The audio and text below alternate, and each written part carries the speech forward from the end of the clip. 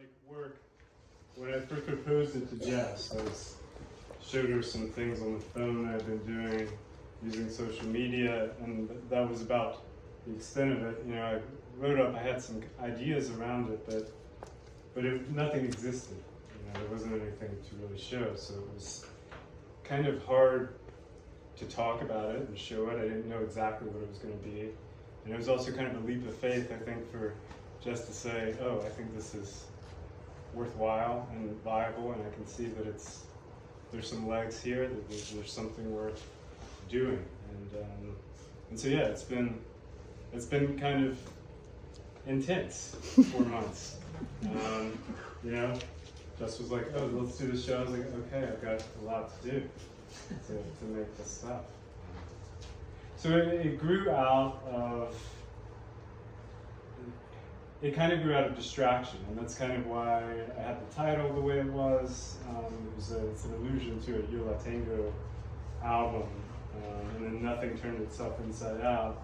Because I think, like, a lot of times when you're looking at images online or social media, and people are just saying, "What are you doing?" And you're just like, "Nothing. I'm not doing anything." And that's kind of what it feels like. You're just kind of mindlessly doing nothing, and you're looking at things. But at a certain point, I started to realize that the way I was looking at things and the things I was collecting as images, that there was something more than nothing that I was doing.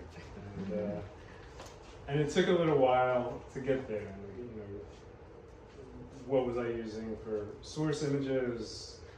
How was I going to put them together? But it also sort of evolved in a rather kind of natural way. Just, creating these collections of images, finding images, looking, all those things came into play. And around that time, I started to think the chair of my program in grad school, he had been a painter. He had stopped painting completely and had just started making these collections. The collections would be really anything from women's compacts, which he would display in grids, to talk about painting, to images from the newspaper depicting extreme grief, to plastic, lifelike looking meat.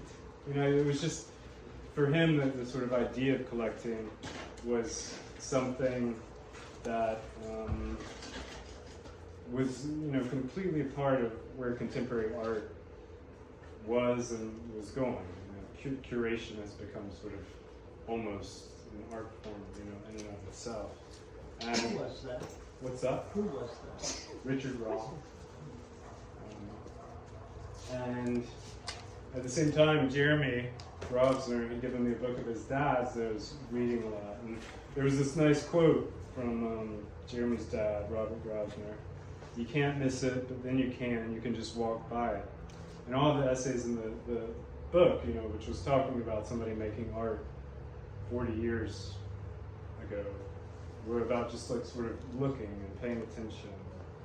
And so both of those concepts about looking, paying attention, collecting, that sort of cemented it for me that this was, kind of something worth delving into.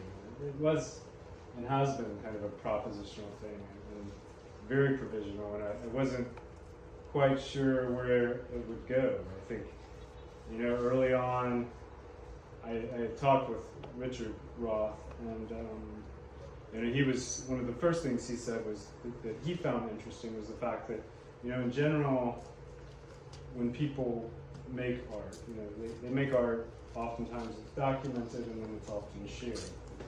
Here, this is kind of the reverse process where I was taking documentation, sometimes of art, sometimes of other things. It was sort of a leveling of the fields of what I was looking at. But then to make something and put it back into the world was the reverse of that sort of thing. And I wasn't entirely sure it would work.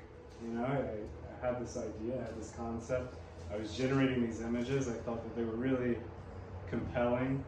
There were things about them that were starting to say a lot, and people were responding to them just as images. before anything physical existed. So I was, wanted to sort of see what would happen if I could create a space where all of this would sort of become a physical thing. And then, so that was the initial jumping off point for the show. But what I hadn't really anticipated at that point was how actually creating the work was going to so affect the way I was really thinking about it. Because, initially I'd been making these images, and all of the images here, in these grids of 9, with these images, and initially they were just sort of random, and then as time went by and I started to see the potential of them, they began to become more sophisticated. There were more visual and conceptual relationships. Started thinking about ways of moving the images around, ways of organizing them, almost in the same way a collector of anything sort of, begins to archive their collection, put them into groups, and think about ways of displaying them. But because they had been made on the phone, there was no way to physically blow them up and have them really look like anything other than, blurry sort of mess. So at that point, it required this whole new way of almost remaking the work. So that I had to, instead of using a phone, I'd use my computer to screen capture things, and resolution became all important. And then also even finding images, even virtual images, with the best resolution possible, became another sort of almost archaeological-like project where I was using it was a Google image search to so say this image, the initial place I found it, was it still wouldn't translate if I tried to blow it up even to that scale. But if I could do a little digging, then I could probably find it somewhere else online that did exist in a way I could do that. And so then you start to sort of go down all these wormholes and places you hadn't really thought. And so it did become sort of like this mining of these images. And then from there it also became this sense of like caring about them. And it was through the process of making the work that I began to feel like some sense of ownership of images. And appropriation is something that we all accept, and I think image appropriation is something that has its own and specific history, and that's continuing to evolve. And that we all appropriate things every day. So the idea of appropriating something to the point where, first of all, by making sure I could reproduce it and having to sort of care for it as an image and look at it super intently, sometimes zoomed up in crazy ways. That, I think, in combination with placing the images into these compositions of 9 that I had created, did make me start to feel like they were my images to the point. It's like, if I had a file or something with a bunch of them in it and some got lost, like I didn't want to lose them. There was that much of a sort of tie to these things existing in some way.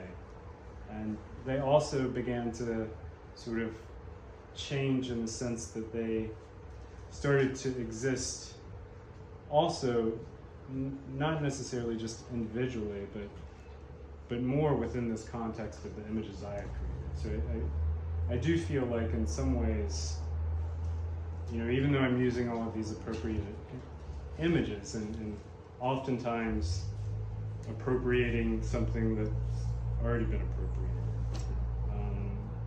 by placing them into these contexts and into this format, it's creating like sort of a new original. And then, there's different things which happen, which sort of start to question even that process, and are little sort of threads and directions where I see the work going, because again, it's, you know, by making the work over the past 4 months, I'm still full into it. I'm not even really reflecting on what I've made. I'm still sort of processing the whole making of it. But another sort of element of this, and in the way in which I was creating the images, you know, appropriating the images, putting them into these grids of 9, I was thinking a lot about too the idea of, you know, at what point, how, first of all, like, how do the images change when the context of the, you know, the other 8 images they're with changes, or their placement within that. And then, you know, in my mind, I was thinking, well, you know, what if I continued with this and you know, had a 9 square image of 9 of these? How would it continue to change? Would it become sort of a smaller and smaller part of a whole, exponentially? And conceptually, you know, that could extend infinitely to where, you know, the images almost didn't exist anymore. They just became smaller and smaller, sort of like parts of a whole. What in the end has happened, which I find kind of fascinating, is that this was sort of based on that idea originally, but just in terms of talking to people and seeing people see the show, I've realized in a lot of ways that the smaller the images gotten, the more important they're becoming. That people are spending time and really looking at, like, it's almost like these are being looked at less than these images. You know, it's so all of these things have been developing into this point where I see a direction. So it has been this really sort of interesting process. It's almost like, you know, I even used this space as a studio for the week prior to create this piece on site. And this piece, after I had made these and after they were installed, and I felt like the way in which they were printed made complete sense in terms of what they were conceptually. You know, that they had come from this virtual space and they had this kind of mechanical, almost sign-like, you know, sort of physicality. But my work prior to this has been very sort of rigorous and all about the hand, you know, whether it's me writing words repetitively or cutting paper by hand and creating sculptures out of them. Like, that's always been a very big part of the work. And for months I'd been sitting in front of a computer and I'd kind of lost that connection to it. So fortunately, I have friends and family. Lori agreed to print. I edited from thousands of images that I saved into various collections to about 1,500. I asked her to print at this scale.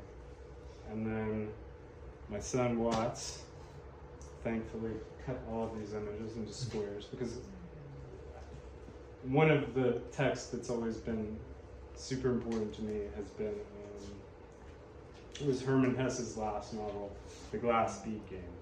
And it's about this ascetic sect that lives apart from the rest of society, and kids are identified at an early age and given this sort of rigorous education and math and the sciences and art and culture, and with the sole intention of, at a certain age, starting to play the glass bead game, which is never actually described, or you don't really know exactly what it is, but it's based on the idea that you start with a theme,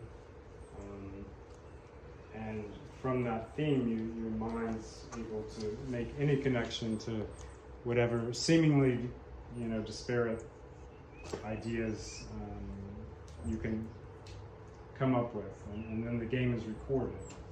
So I like this idea of of creating a work that was sort of like a visual glass beacon. It wasn't something preconceived. It like existed within a time span. It was kind of, just an automatic thing. I think I stopped painting a long time ago because I lost interest in making those kinds of decisions about color here or form here, and I was never like a representational painter.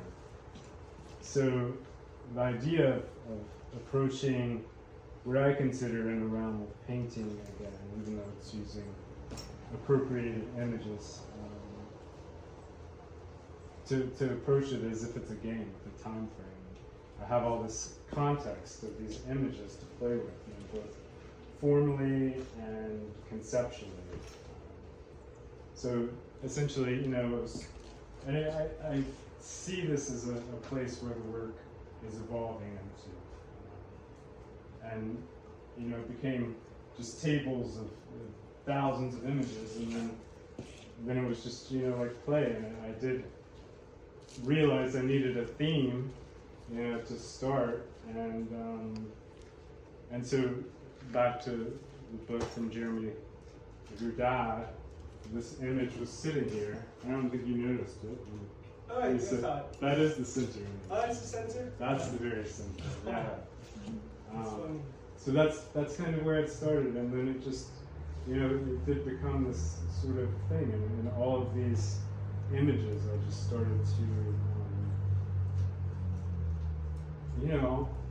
not mindlessly, because you're making these connections, but it was a very like sort of rich thing. I'd sort of taken ownership of these images, and I think what I had questioned in the very beginning, like, is this thing gonna be more than these images I was making on my phone? And it was like there that I was like, yeah, it has. It did it. There's something that this whole process has generated that's more than what I could have conceived of in the beginning. When did you start making the grids on Instagram? It was about a year and a half ago. Have you done that kind of assemblage before? No. And I think that's been, I've never used images before. I think that was also such a new thing. Why all of a sudden was I responding to images in this way? How was I coming by them? What was it I was looking for? And obviously, any time you collect something, it's very sort of dependent upon your own aesthetic sensibility, your affinity for certain things. Oftentimes there's a lot of nostalgia that goes into the things you collect and find and care about, and so like all of those things, I think were really important. And so it does become kind of like a self-portrait in a sense, where these are images, but it becomes so meaningful to me, and the way I'm putting them together, I think is this is it is a glimpse, and yeah, I think it really has sort of led me into like a new mindset in terms of how I've been making things and why I'm making things and ways of engaging with other things, and just it's almost too like by having most of my work always having been sort of conceptual and non-image based. It's like, wow, look at this.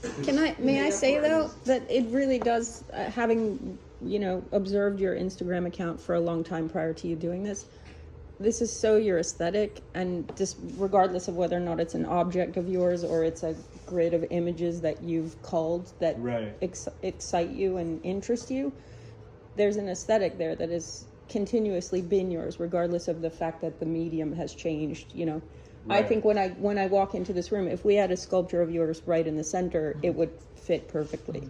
Yeah. And the other thing I wanted to say about this piece is, you know, we like to draw everything at Duck Creek back to abstract expressionism, and there is a spontaneity that happens with this. I know you're cutting and pasting in their images that have other concepts and content, but it is not unlike that spontaneity that they were Right. working with when you made the big piece. Completely. I mean, it was a very physical and Visceral, right? Yeah, it was automatic. I mean, I think too, a lot of my work is very tedious. Ironically, even though this took a while, it wasn't tedious in that sort of sense. You know, it was much more. It did have that. I think the first time in a long time, it had that feeling of painting, that feeling of, you know, of Immediacy. actively, creating something. Because I think oftentimes my work exists here, and there's just the process is just execution. You know. Here, it didn't become that at all. Yeah. It was completely different. It was very fun watching that evolve. He spent a week sanding the frame outside. But then when they finally laid it down, and Gretchen and Watts were over, and it was really wild to watch it come together. I also wanted to say something that, you know, I don't even know really how I feel about this, but there is that Eames power of 10 thing that happens where, you know, this sort of like withdraw from, you know, the single image to the 9 to now how many images are on that grid? 729. Traumatized for life by it. Well, it's exponentials of 9. Yeah, right. So that was the thing, and you know, it was. But it's the macro and the micro and that Right. whole concept. I mean, my feeling when this exhibition was proposed to the board, there was a little bit of pushback on it because it's Instagram, and they're, you know, maybe an older generation doesn't necessarily feel that that's a valid thing to explore in terms of artwork. But it seemed really important to me because whether or not we want to admit it, we're all kind of sucked into it at a certain age, and I think it's important that we have a dialogue about that. And the nice thing is, this isn't a social media experiment. This is a real aesthetic, and it talks to the value of, you know, this platform that, whether we like it or not, is Right. in our lives. And I mean, Ross was posting images of artworks that I hadn't seen in forever. A number of people have come in and commented on the Walt Whitman quote. They're just things that take you back to things you've forgotten, or Yeah, but the board, your board, may be raising a totally different issue. Right. And that is what I see these days. And this is why I'm sort of fascinated by this move that you've made, because you have a backlit experience and a frontlit experience. And this is the backlit, in that the source is the computer and everything is backlit. In classical painting, it's a frontlit experience because you actually have a real experience of light reflecting from a surface. So the backlit, frontlit argument is actually at this point the biggest argument that there is. And to some extent, the backlit experience is winning out because we begin to believe that the phone, the image, the computer is reality. But it's not. I mean, it's actually a rather pathetic image in terms of what you would call color, light, texture, all of those things. So this touches upon the biggest conflict, I would call it a conflict, between the arts at this point, between the backlit and the frontlit. And what I wonder about is, how do you feel about that, and what does that change mean to you? It's interesting that you go and you spend 10 days working on the frame, which in a way is... I exaggerate, and I don't... Anyway, but that is a frontlit experience, meaning the actual manual labor, which is closer to painting and sculpture, and yet you end up with really basically a frontlit, a backlit experience. Right. Well, I do think this piece, though, if you look at it in reality, because to be honest, I've made work almost with the exact same process before, but didn't have any images. just collage But it's man-made. papers. What's that? It's man-made. It's handmade. I mean, that's a significant difference. So this, Meaning. what I'm saying is there are elements of this. If you get close, all of these images were cut by hand. There are these. No, I'm not questioning Right. the validity, and Oh, I wouldn't I be know. so silly as to Yeah. question the validity. But I'm thinking that you touched upon, as many other artists have, this extraordinary dilemma that we Right. all face as people, as humans. That the backlit experience has become so prevalent that we do tend to see it as a reality, but we know that it's not. Yeah. But this piece literally takes all of that and provides a front-lit experience to us. I agree. Well, to a degree, yes, because it's a photograph. Yeah, Yeah, but what to we're the saying extent is that a texture and photo- color. Yeah. I mean, it's not quite chemicals and organic chemicals being reflected in the world. But what I love about that piece is we were talking about it is just there's some blue in here which just occurs everywhere in this really bright, and that's the sensation I get Yeah. when I see that. It's like, wow, look at that blue splattered everywhere, not just an image. But I wanted to ask you something else, Ross, when you were talking, and this is maybe touches a little bit upon what you were bringing up, is the idea that there's an archival art that you Right. are engaged in. That art is the housing for it is a silicone digital medium. It makes you take an image and say, which folder do I put it in? What's the Right. name of it?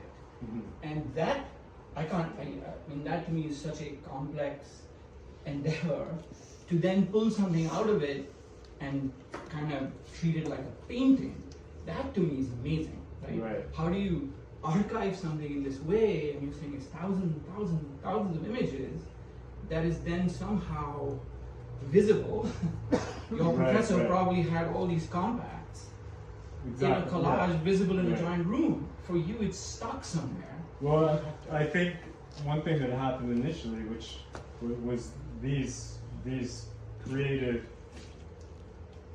like by making these images, I was choosing 9 images and saving them into a collection. So from the very onset, I was already thinking about ways of categorizing and organizing images. So it wasn't as much a specific thought as it was sort of part of the initial concept that even just to create these things required that sort of mindset. And I think that that's something too now that it's like, it can be just like a disaster. I mean, it's like, I worked at this gallery in the city. This German photographer had done this show, and there were these huge photographs of like these, of like an apartment that had just been torn to shreds. Everything was everywhere, all was everywhere. But the guy had like stayed in another photographer's apartment, and while he was there, he had torn everything apart, created these photographs, and then put everything back.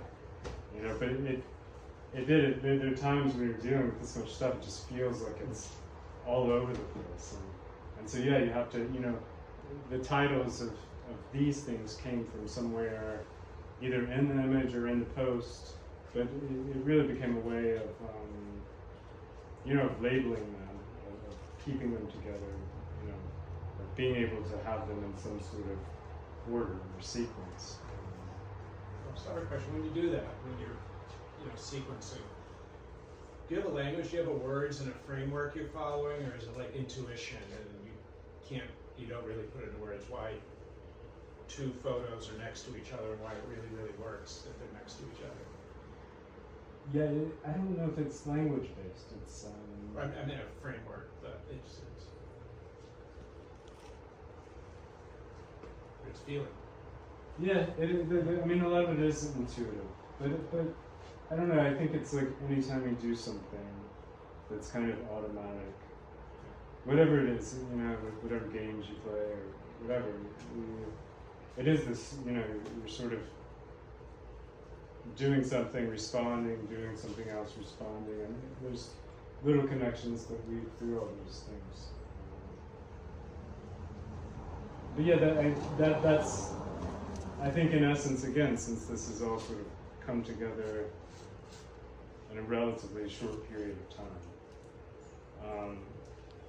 that is one of the questions, like what's the next step? Like how do I organize these things? How important is it that they be organized well, or like what, you know, do they follow just some sort of, you know, idiosyncratic system of organization that nobody else would really necessarily understand or need to? So that is kind of, I think, you know, where now that this work's been made, and I can sort of digest it and think of all these questions. That was very valuable to consider. You know, Ellsworth Kelly was rolling dice to make decisions in the late 40s, and a lot of this happened in the 40s, and also in the 1840s with Victor Hugo. He did seances so that he would figure out what he wanted to draw and who he wanted to draw and so on and so on. And he would have discussions with Julius Caesar in his seances about what he was making. Right. So when you think about the magnitude of what imagination might mean, it touches upon all of this. And then you have John Baldessari to add to this menu, and it's epic. It's totally epic. And I think if your involvement stays at that level, then it means clearly it's the right thing. Right. But on the other hand, you have given up painting, which is a fascinating thought to me. I remember when Heinz Steinbach gave up painting. Yeah. It took him 9 years, and he sat in a room at the Earth Room. Yeah. He became the guy who sat there in the front and let people in. It took him 9 years to suffer through the giving up of painting to make this work. Right. Yeah. He read a book for 9 years, and then made that work. So it's a torment of some kind. It is. It's a sacrifice. Right. And Rothko always said he gave up a figure in order to make big paintings. So giving something up is a big deal. It is. Wow, thanks for Thank you. that. Yeah, thank you guys for coming. Ross, it's great to see you not stay in your lane. Yeah, right? That sort of thing. Yeah. But it's also, That's the the thing. work speaks for itself. There's incredible images, whether it's backlit or frontlit, Right. or represented anyway, like Gordon Matta Clark. Number of images are beautiful. That they show their depth and their intrigue by just with this lighting, which I wouldn't say is the best lighting for my eyes, but I'm gonna feel like in my face, but or if it's outside, it tells the story. It tells the story. It tells your story as a sun vision. Nothing that I've said qualifies good or bad. It's just, I think you're touching upon something that's significant. Yeah, no, Yeah. I like it. It's good. I think that's the other thing too. It's you know, I've basically made it in a vacuum for 4 months. I haven't really been talking to other people about it. I haven't. So it has been an opportunity to put something out there that is fresh for me. That I don't have uncertainty about it in any way, but you want to see what it's going to do when people see it. Well, little doubt isn't so bad. But no, I think it's been like kind of the perfect scenario, because honestly, like without the exhibition, would any of this been made? It wasn't like I was thinking, oh, I'm gonna make this work and have these things printed and have them in the studio and then automatically this is Like it wouldn't have really existed without the exhibition existing prior to the work being made. You know, there's one last thing, and then I have to take Yeah. off. But you know, you've always shown a tremendous sense of independence. And what I find so fascinating is that you could make this work here in the Hamptons, because it comes out of, to some extent, left field. I mean, if you made this work in Los Angeles or in New York, I would say, oh my God, of course. But I like the way you stand your ground when you decide to pursue something, and it's very moving Yeah. in that respect. So Thanks, George. I tip my hat. I appreciate it. I have a question. Yeah. I sort of have a question for you, like, because we're all everywhere. Like, it's interesting to me, George, that you would say, like, like to develop something in the Hamptons would be any different from developing it in LA or New York, so we're so close to New York. And we all have very fluid relationships with the communities. And Well, you would be the one other person who's developed making work that comes from a, yeah, because I think the abstract expressionist issue out here, Yeah. our forefathers, our foremothers, it has a tremendous impact. Nature, organic, making art. I mean, Warhol had a place out in Montauk, but I think he went there 3 times. I'm trying to think of the creative dimension to this and how one sort of comes upon something and what somebody feels strongly enough about to pursue. And sometimes if you don't see models of that necessarily around you, you have to go inside and make it for yourself. So, you know, there's a fiber art show at church, and there's some 50 artists in the show, and many of them are from out here. And it's almost as if there's a gravitational pull to fiber. Yeah. But this is something else.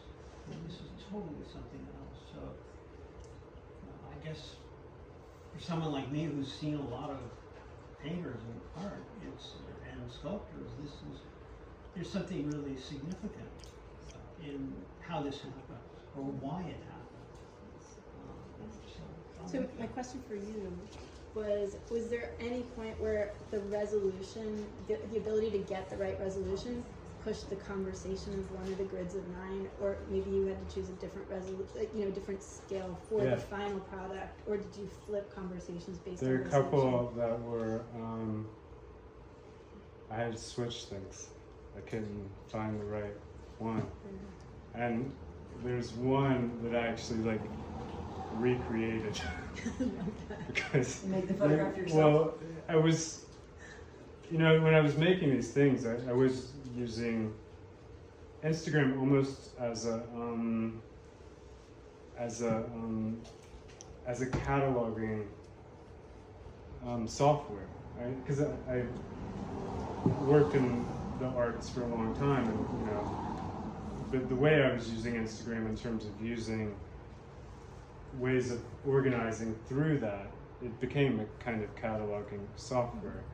And because I hadn't thought initially, I'm going to be creating real objects out of these that were going to require me to have these at a certain resolution.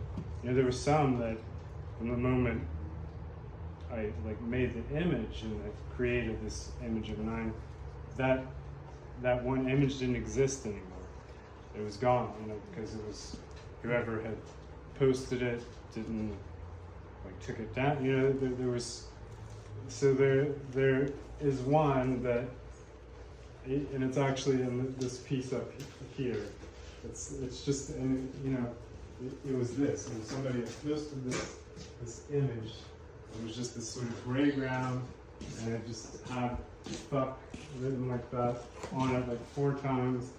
But visually, the play with the sort of old photograph and the lights on the right and just everything about it, just because I couldn't use it, it was impossible. I couldn't blow it up from that tiny thing and have it look like anything. And so yeah, I just completely recreated the image. That's Cool. So it was that was one of the only thing that I recreated. There were other things that, you know, I sort of found other versions of, but that in and of itself was, yeah, like what was so compelling in that to make me spend the hours of just creating an image that, you know, had just been a cast off that, you know, was kind of meaningless. But So I have a how is it with the copyright? Can that's what I was wondering, how did like that let's say affect, yeah. or how does that work? How does That's because you're taking interesting. images from right. people who created them. Well, yeah, by being put, and I don't know, there are people who deal with appropriation and Yeah. appropriation law and know a lot more than me. But, you know, it's funny, all of the artists who I've talked to about this work, who do things that touch on appropriation, never seem to even raise that question. Well, there have been legal battles. Yeah. I mean, in particular with the Warhol estate. Right, with right. Roy Lichtenstein years ago. And what's happened is that the law has always favored the artist. Right. Meaning that if an artist takes an image and makes something, That's what it was. then it stays within the domain of what's it not, free use, Fair use. fair use. Right. So fair use has become very lenient Yeah. with artists. Right. You know. And I think, you know, nothing here is, you know, even to the extent where I, you know, part of this whole process, before I even considered it being something more than this sort of virtual interaction with people, part of it was this, you know, I was creating images, and as part of the way I was sending them out to the world, I was listing the sources of where they had all come from, so that it did create kind of a guide or a map that people could use to sort of find these things themselves, which also created like a whole nother, like I, you know, had, you know, brief but conversations with Martin Cree and Vic Muniz online about images of theirs that I had incorporated, you know, so it was, to me, that was a part of it, you know. It wasn't ever claiming to not have direct sources for these images.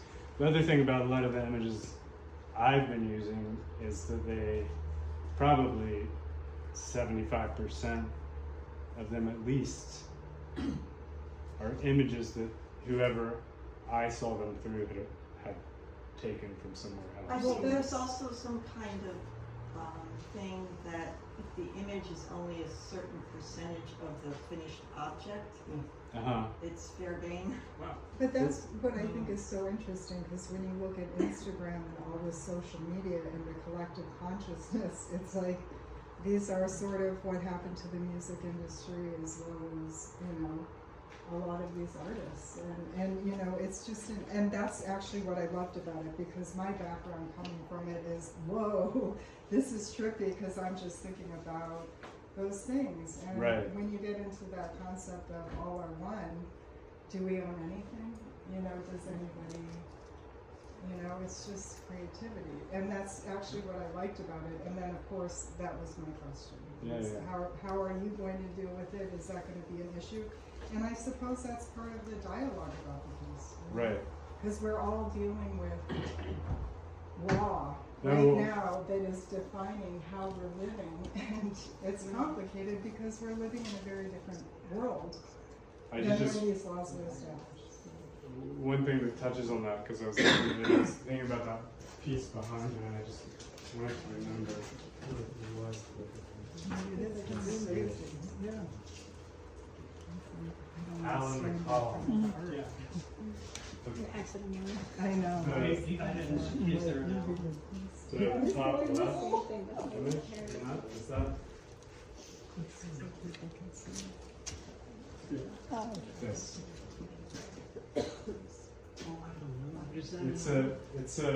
It's a photograph of a zoomed in video still from a certain film.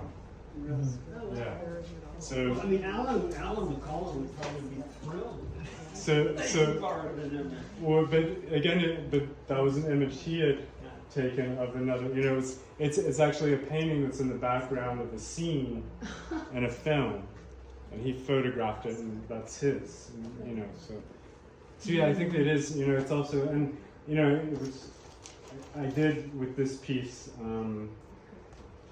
I started with these clown shoes of Robson, and started working out from that, and had all these images, and you know, it felt a little obvious, but it felt too appropriate since this was the first thing like this I was doing, and there was the picture of Richard that he had posted of himself, comparing himself to Beavis and Butthead because of his hairline, and it just it sort of took the edge out of it for me. I was like, okay, let's just, you know, see what happens. But yeah, I do think it's important to acknowledge all these things.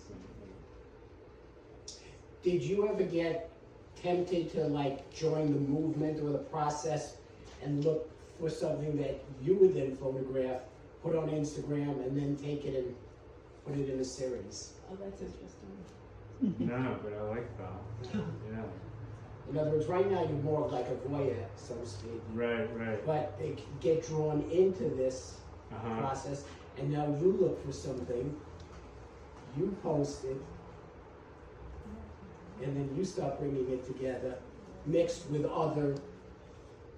Right, right, right. Yeah, incorporating something. Exactly right. No, that's true. Somebody else asked me about it not too long ago. If there were images of my own in Yeah. here. No, I assume That's there like- I that's assume there pretty weren't. I'm heavy. saying, Totally. could you feel being drawn into it? Yeah. Well, I think some of the initial like thing that sort of took me here was I didn't really know how to interact with social media. I didn't know, like I had even conceptually tried a couple times like to engage in a way other than looking as a participant, but it never felt genuine until I started like taking other people's images and mixing them up and putting them back out there. It was too self-conscious or something. It was like, what am I creating that's compelling visually enough to do this? And some of it is because my work previously, or you know, still work that I make, is so oftentimes so subtle, it doesn't quite translate visually to the sort of thing. But yeah, it is. I mean, it's pretty open-ended now. I feel this whole thing, and it is. It's like all these little fingers. Have you, in your sort of question about the whole, like, you know, this lady just brought up the sort of music industry part of like collating stuff and then presenting it. Right. I know little about it, but this whole notion of a blockchain Yeah. is connecting a individual creator always to Right. the final product. So if it is a song that's mixed, it'll have like these digital sort of tethers Yeah. to the eventual creator, and perhaps as a way to collate that sort of metadata, if you want to call it, Right. and connect it to a finalized image so that there's always a digital trace of where you found it, let's say. Yeah. No. That's pretty compelling, and I think like the way when I was using these before I created the work, and I was just posting the images, and I did. I mean, I don't know if you have seen them on Instagram. You know, they have like the information. Yeah. This kind of image. So there is a way of cataloging. Catalog, yeah. And it's like, when people see the image online in that way, they can follow Yeah. a link. Yeah. Which again, sends you down like a million. Yeah, but I passages. I feel like that conversation and the way everything is brought together has some of that sort of zeitgeistian quality to it. You know, Right. that conversation is happening so Yeah. fast now. No, it's That's so crazy. how do you grab the other end? It's great. Yeah, this piece is So 4 months, everything in here. Yeah. Amazing. Yeah. It's, You know, you probably have an amazing Instagram algorithm now too. right? Because, Yeah. right, because of all that, probably the algorithm is probably crashing because you were just all over.